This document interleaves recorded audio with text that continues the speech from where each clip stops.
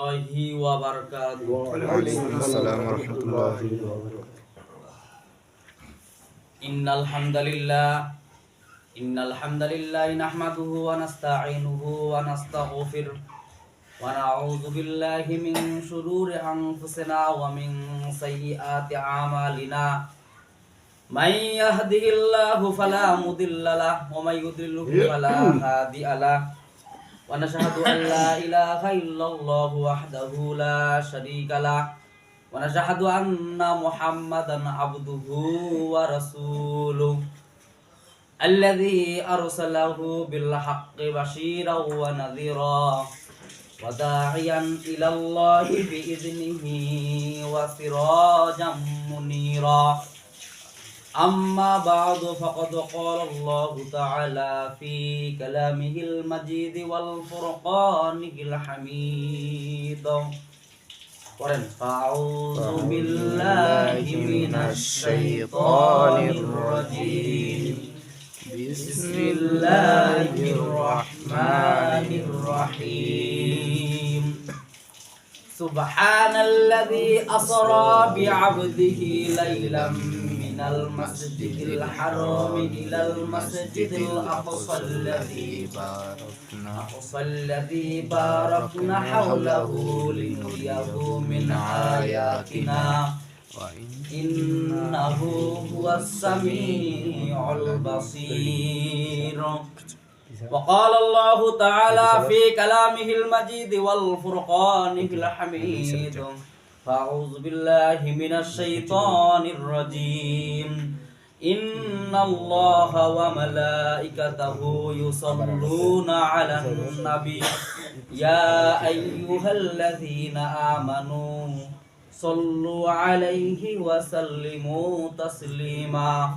درود إبراهيم بوري اللهم صل على محمد وعلى آل محمد كما صليت على إبراهيم وعلى آل إبراهيم إنك حميد مجيد. اللهم بارك على محمد وعلى آل محمد كما باركت على إبراهيم وعلى آل إبراهيم إنك حميد مجيد. اللهم صل على محمد وعلى آل محمد كما صليت على إبراهيم وعلى آل إبراهيم إنك حميد مجيد. اللهم بارك على محمد وعلى آل محمد كما باركت على إبراهيم وعلى آل إبراهيم إنك حميد مجيد. بلغ الأولى بكماله كشف الدجى بجماله حسنت جميع خصاله صلوا عليه وعليه. بلغ الأولى بكماله كشف الدجى بجماله حسنت جميع خصاله صلوا عليه وعليه. رہے میرے مسکن حوالی کعبہ بنے میرے مدفن دیار مدینہ. بلغ العلا بکمالہ كشف الدجى بجماله حسنت جميع خصاله صلوا عليه وعليه. গোরস্থানের একটু মাটি বায়না করে রাখ রে, গোরস্থানের একটু মাটি বায়না করে রাখ. হঠাৎ করে আসতে পারে, হঠাৎ করে আসতে পারে মাওলা পাকের ডাক রে, গোরস্থানের একটু মাটি বায়না করে রাখ রে, গোরস্থানের একটু মাটি বায়না করে রাখ. ওরে মন গোরস্থানের একটু মাটি বায়না করে রাখ রে, গোরস্থানের একটু মাটি বায়না করে রাখ. আলহামদুলিল্লাহ, সমস্ত প্রশংসা সেই মহান রব্বুল আলামিনের যিনি আমাদের রজবের শেষ জুমা উপস্থিত হওয়ার তৌফিক দান করলেন, সেই মহান দরবারে আমরা শুকরিয়া যাপন করি। আমরা সকলেই বলি আলহামদুলিল্লাহ। আল্লাহ পাক কালামের ভিতরে বলেন লা ইন শাকারতুম লা আযিদান্নাকুম ওয়া লা ইন কাফারতুম ইন্না আযাবি লাশাদীদ। যে বান্দা আমার নিয়ামত পায়, নিয়ামতের শুকরিয়া আদায় করে, তার নিয়ামতকে আমি আল্লাহ পাক বাড়ায়া দিই, বলি সুবহানাল্লাহ। আর যে বান্দা আমার নিয়ামত পাইলো, নিয়ামতের না শুকরিয়া আদায় করে, তার মানে কি তাসবিহ যাবে না, বসে থাকে, দরুদ ইব্রাহিমও পড়ে না, খালি কিছু লোক পড়ে আর কিছু লোক খালি বসে বসে থাকে, তার মানে কি আমরা শুকরিয়া আদায় দরকার নাই, খালি হুজুরে কোক আর বাকিলা দিলা মুমিনুল্লাহ কোক, আমরা খালি শুকরের নামাজ গাইছি, বাকি নামাজ তো আমার আর দরকার নেই। এমন মুসল্লি আছে না নাই? শুকরিয়া যাপন নাই। যারা শুকরিয়া যাপন করে সব সময়, তারা কি করে? সব সময় আল্লাহর গুণগান গায়, ঠিক কিনা বলেন? এজন্য আল্লাহ পাক বলেন লা ইন শাকারতুম লা আযিদান্নাকুম ওয়া লা ইন কাফারতুম ইন্না আযাবি লাশাদীদ। যে বান্দা আমার নিয়ামত পায়, নিয়ামতের শুকরিয়া আদায় করে, তার নিয়ামতকে আমি আল্লাহ পাক বাড়ায়া দেই, সুবহানাল্লাহ। ফজরের আযানের আগে ঘুম ভাঙে যায়, এমন মুসল্লি আছে না নাই? এমন মুসল্লি আছে খালি ঘুমায় আর ঘুমায়, নামাজ নাই, কালাম নাই, কিচ্ছু নাই। ওই লোকের আবার টেনশনও বেশি দিয়ে দেয় আল্লাহ পাক। তার মানে কি রাতের মধ্যে ঘুম নাই, কিন্তু ওই ফজরের সময় ঘুম দিয়া দেয়। তার মানে আল্লাহ টেনশনের মধ্যে ফালাই দিয়া, পেনশনের মধ্যে ফালাই দিয়া, গমগিনের মধ্যে ফালাই দিয়া, তার মানে কি ওই যে শুকরিয়া আদায় করে না। এমন মুসল্লি আছে না নাই? রাস্তা মাপে, রাস্তা ফজর আগে রাস্তা মাপি, ডাক্তার বলে যে ডায়াবেটিস, ফজর আগে রাস্তা মাপবি, ফজরে নামাজে যাবে না, কিন্তু ওদিক দিয়ে যাবে, রাস্তা দিয়ে ঠিকই হাঁটিবে, কিন্তু মসজিদে আসবে না। মানে মসজিদে আসলেই মনে হয় যে ওর কি যে শুরু হয়ে গেল, পেপার নেই, মসজিদে আসতে পারে না। তার মানে কি ওই লোকের শুকরিয়া আদায় নাই, শুকরিয়া আদায় করে না। এই জন্য আল্লাহ পাক বলেন যারা আমার নেয়ামত পায়, তার মানে কি আমার কাজ করতে পারে, যারা শুকরিয়া যাপন করে, তার কাজকে আমি আল্লাহ আরো সৌন্দর্য করে দিয়া, আরো বেশি করে আমার কাজ করার তৌফিক দান করে দিই, সুবহানাল্লাহ। কি বলেন আপনারা? হ্যাঁ, সুবহানাল্লাহ আওয়াজে হইলো না, তার মানে কি শুকরিয়া আদায় দরকার নাই নাকি? বলেন না একটা সুবহানাল্লাহ। সুবহানাল্লাহ। ঠান্ডা দিন সুবহানাল্লাহ আলহামদুলিল্লাহ বলবেন, গরম ধরে যাবে শরীর, ঠিক না বলেন? ঠান্ডা মসজিদে আসলেই তো রহমত। আপনি যখন মসজিদে প্রবেশ করেন, বলেন না আল্লাহুম্মা ফতাহলি আবওয়াবা রাহমাতিক, নাকি না কি বলে ঢুকছেন আপনারা? আল্লাহুম্মা ফতাহলি আবওয়াবা রাহমাতিক, তার মানে কি হে আল্লাহ খুলে দাও তোমার রহমতের দরজাসমূহ, বলেন না সুবহানাল্লাহ। যখন আপনি বাইরে হয়ে যান, তখন কি বলেন? আল্লাহুম্মা ইন্নী আসআলুকা মিন ফাদলিক। এটা তো আপনি বলতেছেন আল্লাহর কাছে যে আল্লাহ আপনার কাছে আমি আপনার অনুগ্রহ চাই। তার মানে কি বাহিরে গেলেও যেন হালাল হারাম বেঁচে মেনে চলার তৌফিক দান করেন। তার মানে কি মানে আমি হালাল পন্থায় যেন চলতে পারি, এটা আপনি আল্লাহর কাছে চাই নিচ্ছেন, অনুগ্রহ চাচ্ছেন, তাই না? আমরা তো বাংলায় জানে না, এই খালি পড়া, খালি কিছু মতো খালি। আমরা সবসময় কার শুকরিয়া আদায় করব? আল্লাহ তাআলা সবসময় শুকরিয়া আদায় করব। যেখানে থাকবো হর হালমে সব জায়গায় কি করব? সব জায়গায় আল্লাহ তাআলার শুকরিয়া আদায় করব। যে ব্যক্তি বেশি বেশি শুকরিয়া আদায় করে, সেই ব্যক্তি আল্লাহ তাআলা বেশি বেশি কি পায়? নিয়ামত পায়। বলেন আপনারা কি পায়? নিয়ামত পায়। নিয়ামত পায় না কি পায়? নিয়ামত পায়। এই নিয়ামত পাইতে গেলে বেশি বেশি করে কার শুকরিয়া আদায় করতে হবে? আল্লাহ তাআলার শুকরিয়া। আল্লাহুম্মা সাল্লি সালাতান কামিলান ওয়া সাল্লি সালামান আলা মুহাম্মদ।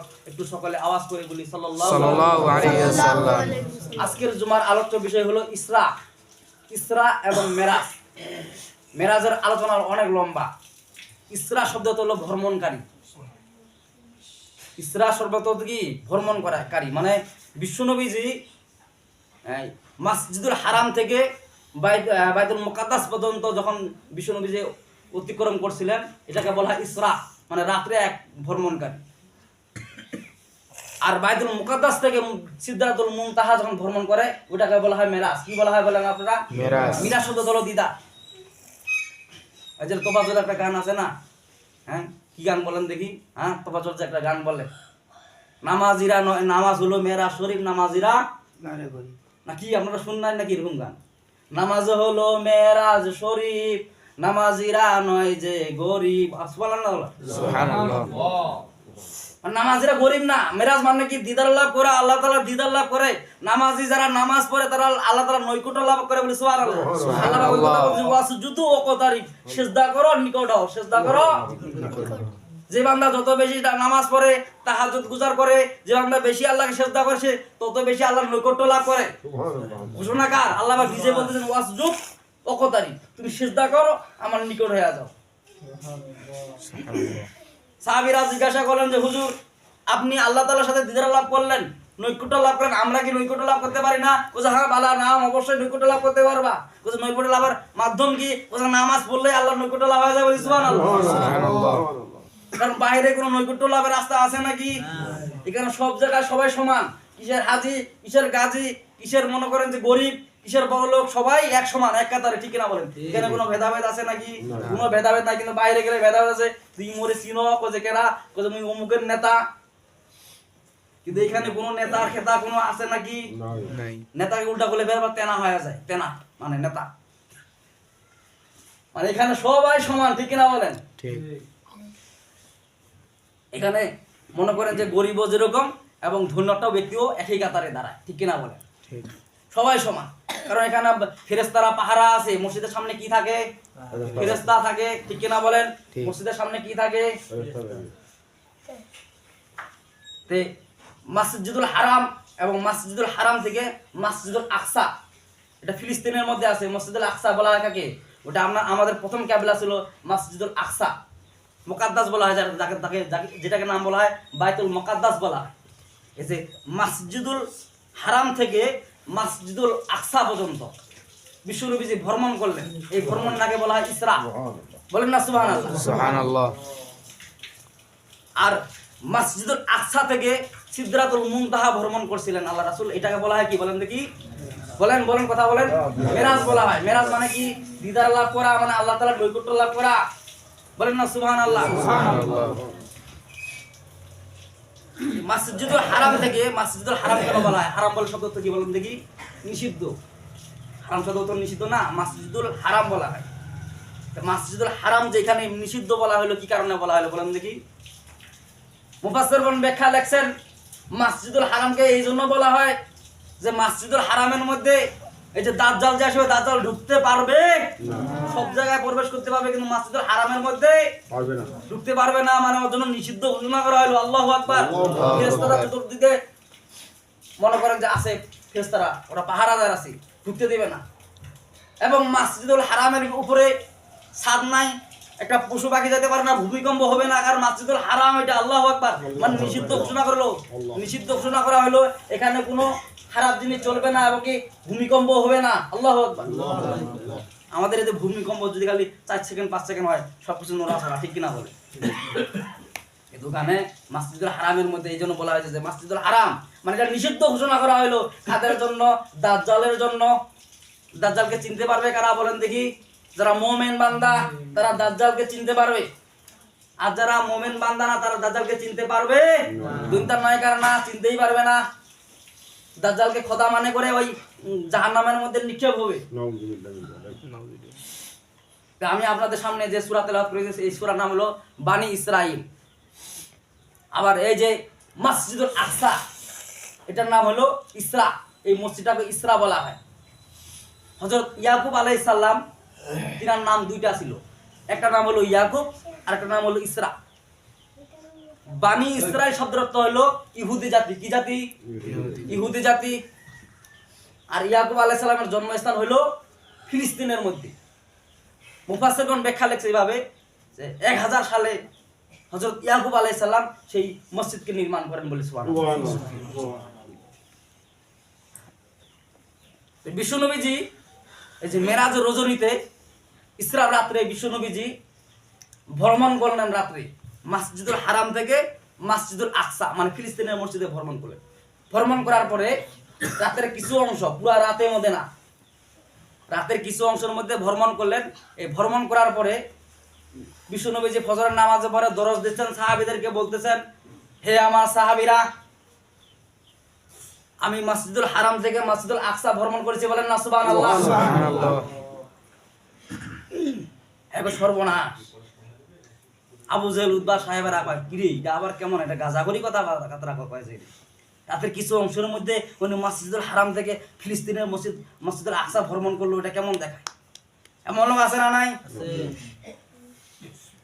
এখন যদি এই যে এখন বিমান আবিষ্কার করা হয়েছে, রকেট আবিষ্কার করা হয়েছে, হেলিকপ্টার আবিষ্কার করা হয়েছে, তখন যদি বলা হয়তো কয়েক ঘন্টার মধ্যে সৌদি আরব যাওয়া যাইতো, যখন আবিষ্কার করা হয় নাই তখন কি কইতো, হুজুর গাজাখড়ি কথাবার্তা কয়েছে, এটা যাওয়া যায় নাকি কয়েক ঘন্টার মধ্যে?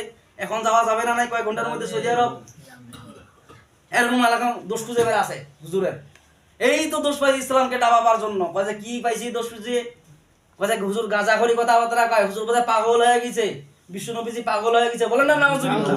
তখনকার কাফেররা বিশ্বনবীজিকে পাগল করে বলতো যে পাগল হয়ে গেছে, কয়ে কেমন করে, কয়ে মসজিদুল হারাম থেকে মসজিদুল আকসা বলে রাত্রে কিছু অংশ বলে ভ্রমণ করছে, কেমন গাজাগরি কথা কথা রাখা হয় হুজুর।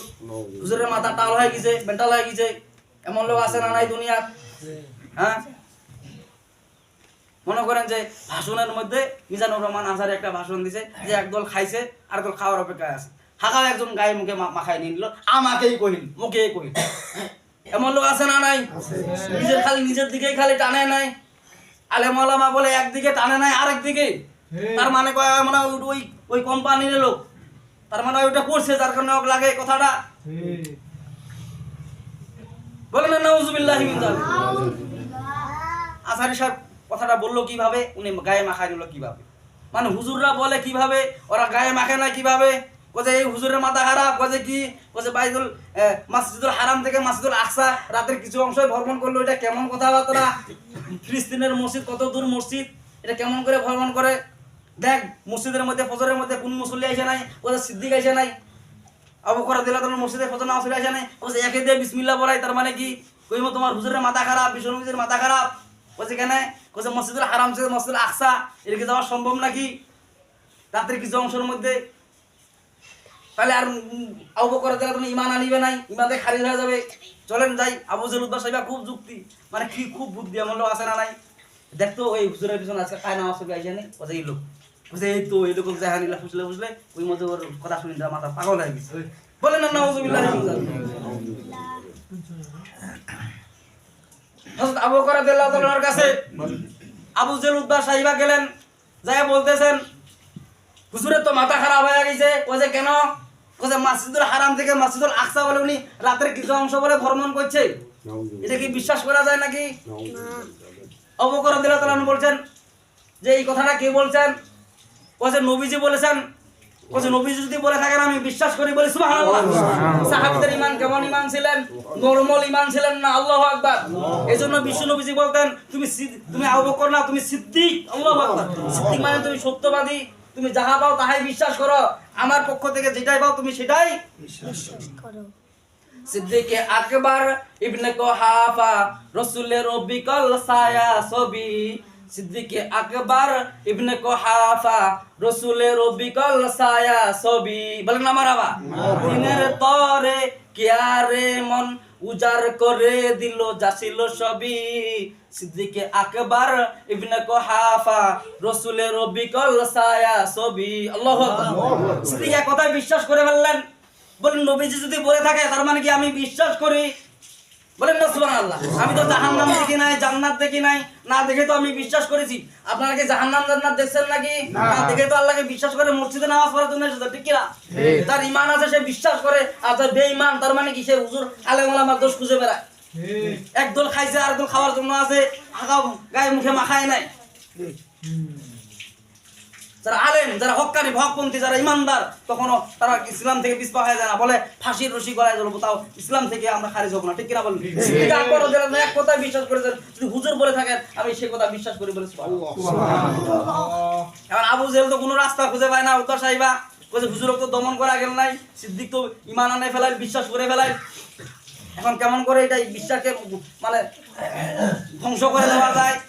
বলছে কি কথা একটা বুদ্ধি মাথা হচ্ছে, মানে ওদের তো বুদ্ধি কাজ করে। শয়তান আলে যে ওই ইনজেকশন দেয়, শয়তান কয়ে যায় এই তুই তোকে পারবেন, তার মানে কি? কিছু মুরব্বী আছে কোরআনের কাছে যায় না, ওই কোরআন বাদ দিয়ে আনে, ওর কাছে দৌড়ায়, ওর কাছে দৌড়ায়, এই নেতা ওর কাছে দৌড়ায়। এমন লোক আছে না নাই? হ্যাঁ, ভারতের সহযোগিতা দরকার কিন্তু কোরআনের সহযোগিতা দরকার নাই, এমন লোক আছে না নাই? সহযোগিতা দরকার আছে। শয়তান কয় আরে বুদ্ধি খুঁজে পাই না, কয় কে তোমার হুজুরক জিজ্ঞাসা করিস তো বাইতুল আকসা যে দেখা যাচ্ছে, বাইতুল আকসা বলিস তো কয়টা দরজা আছে, কয়টা জানালা আছে, আছে না নাই? বেখাপচা প্রশ্ন করে, এই তো হুজুরও আটকা গেছি, এইবার ছক্কা মারা দেওয়া যাবে।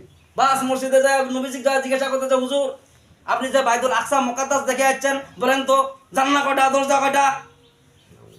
কেউ কারো বাসায় মেহমান খাতে গেলে কি দরজা জানলা কোন আওয়াজ যায়? না। কেমন একটা অবাস্তব প্রশ্ন। যেমন এইভাবে প্রশ্ন শুরু করে দিলেন আবু জেল উদ্দার সাহেবা, কয়ে এইবার জায়গায় বেড়ে হুজুর আর প্রশ্ন উত্তর দেওয়া পারিবে নাই, এইবার ইসলাম খারিজ, একেবারে ইমান একেবারে ওর অবস্থা খারাপ করে দিয়ে দিব। বলেন না নাউজুবিল্লাহ। আচ্ছা, আমি লিডার, আমি আমার নেতৃত্ব চলবে, আমি সব মানে মাতাব্বরি চলবে আমার।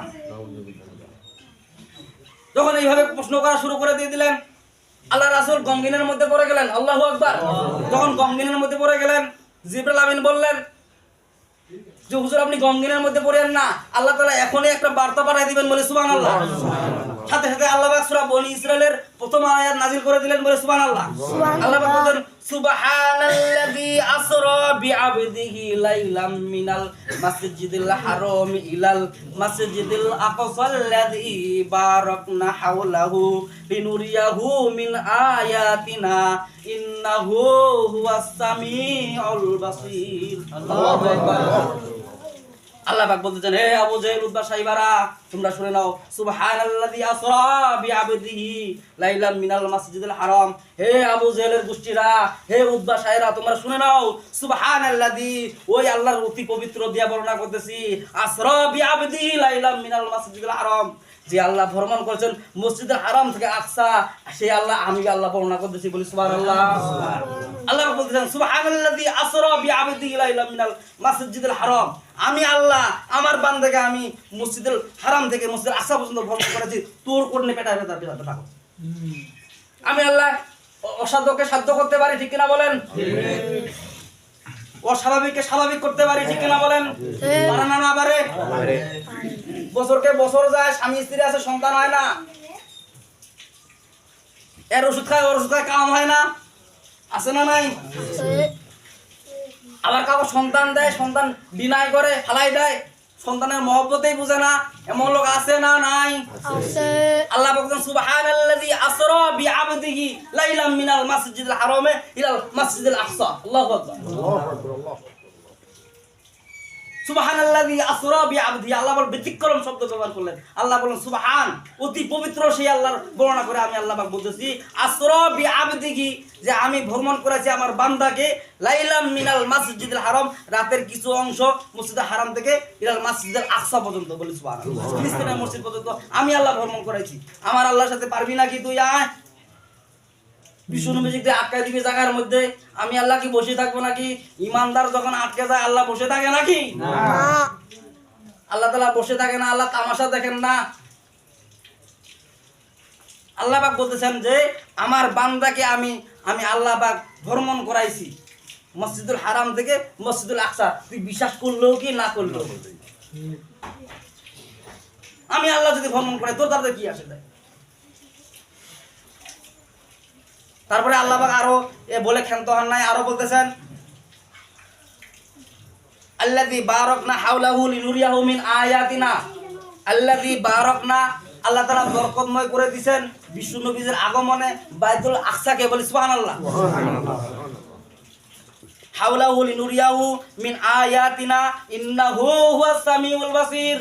আল্লাহ পাক বলেন যে আমি নিদর্শন হিসাবে রেখে দিলাম, বলি সুবহানাল্লাহ। সুবহানাল্লাহ।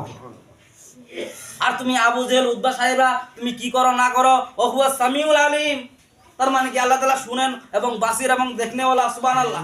তুমি আমার আলেম ওলামার সাথে, আমার নবীজির সাথে, আমার বন্ধুর সাথে তুমি যে ঠাট্টা বিদ্রোহ করতেছো, এটা সামিন, আমি শুনি, ও বাসির এবং আমি দেখি, এই জন্য আমি আয়াত নাযিল করে সান্ত্বনা দিচ্ছি, বলি সুবহানাল্লাহ। আল্লাহ পাক বলতেছেন সুবহানাল্লাযী আসরা বিআবদিহি লাইলাম মিনাল মাসজিদিল হারাম ইলাল মাসজিদিল আকসাল্লাযী বারাকনা হাওলাহু লিনুরিয়াহু মিন আয়াতিনা ইন্নাহু হুয়াস সামিউল বাসীর। আল্লাহ পাক বলতেছেন যে এই বনী ইসরাইলের প্রথম আয়াতে, সময় শেষ তো, এজন্য আপনি মুক্তাসার করতেছি কথাগুলো, সময় বেশি নাই, আপনারা দেরিপুরে আসতেছেন। মানে আল্লাহ পাক বলতেছেন যে আমি আল্লাহ যদি অস্বাভাবিক যদি স্বাভাবিক করতে পারি, মানে কি বাইতুল মাসজিদুল হারাম থেকে মসজিদুল আকসা পর্যন্ত যদি আমি আল্লাহ ভ্রমণ করতে পারি, তুই আবু জেহেল তোর কি ব্যথা? আমি আল্লাহ যদি ভ্রমণ করাই, মানে এমন লোক আছে না নাই, খালি হুজুরের দোষ খুঁজে বেড়ায়, এটা করছে ওইটা করছে। তা আল্লাহ পাক আমাদেরকে সবাইকে, সময় নাই তো বেশি কথা বলা হলো না, আল্লাহ পাক আমাদেরকে সবাইকে আমল করার তৌফিক দান করুক। আলহামদুলিল্লাহি রাব্বিল আলামিন। যাদের সুন্নাত